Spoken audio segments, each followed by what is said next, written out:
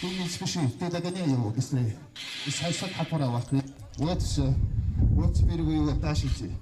На площадке царит настоящий соревновательный дух. Многие испытания проходят одновременно. Например, в этой части стадиона команды показывают строевую подготовку. Участники маршируют, четко выполняют команды, показывая слаженность движений.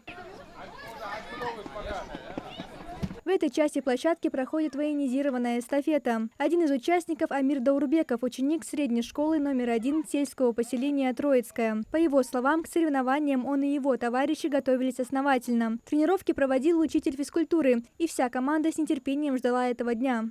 Очень много школ, очень много людей.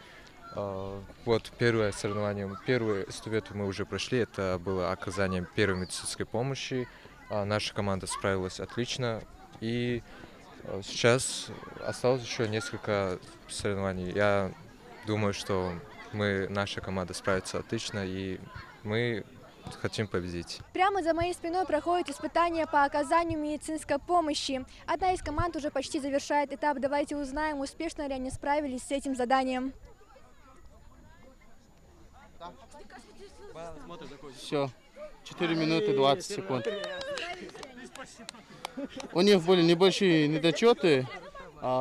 Команда встала в красной зоне. Это категорически должно запрещено, так как у нас идут боевые задачи.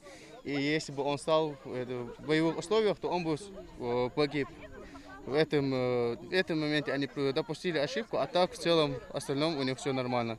Осмотр проведен, жгут наложен, повязки наложены. Контрольный осмотр тоже был. В красной зоне никаких перевязок, ничего не проводили.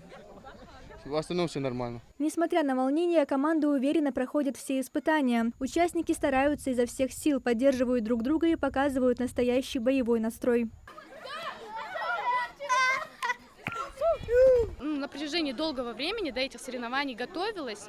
И мне кажется, что лучше проводить такие мероприятия почаще, так как дети с разных школ могут общаться друг с другом. Судьи военной патриотической игры «Зорница» внимательно наблюдают за ходом соревнований и уже отмечают достойный уровень подготовки большинства команд. Команды очень подготовлены. Вот я вижу, занимаются по этапам. И строевая подготовка, и военизированная эстафета, и лазертаг. Ребята очень подготовлены, и это радует, что наша молодежь стремится вот именно к военно-патриотическому воспитанию и занимается именно по этому направлению. Муниципальный этап игры в Ингушетии с каждым годом становится все масштабнее. Организаторы отмечают, что количество участвующих растет, и интерес среди молодежи не угасает. Общий охват всех участников по Зорнице у нас в республике 14 300 чем-то человек, даже вот насколько я помню, по регистрациям, которые у нас есть. И это на самом деле очень большой охват, и он отличается тем, что в прошлом году мы охватили 5,5 тысяч участников, в этом году их в 2-3 раза больше уже практически, поэтому немного сложнее, но и тем не менее мы справляемся. Зорница проводится с 1967 года. Ее целью стало военно-патриотическое воспитание молодежи, развитие дисциплины, выносливости и командного духа. Мария Амбатта, Абдулла Тангиев, Магаз 24.